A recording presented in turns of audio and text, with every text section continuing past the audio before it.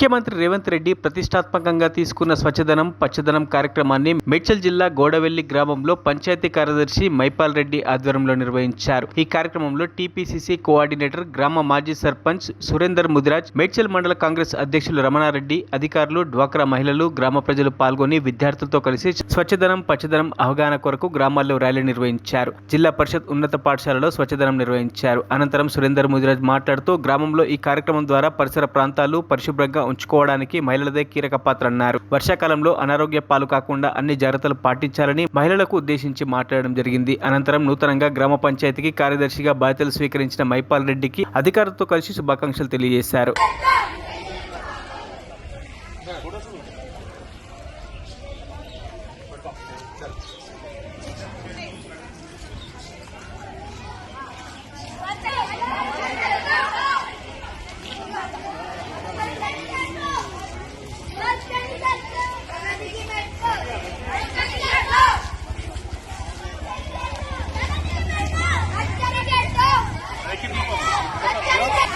Banner కూడా వస్తాడు.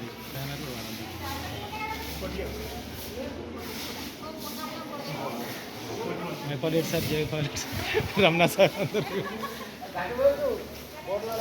తమ్ముడు చిన్న చిన్న జరిగిన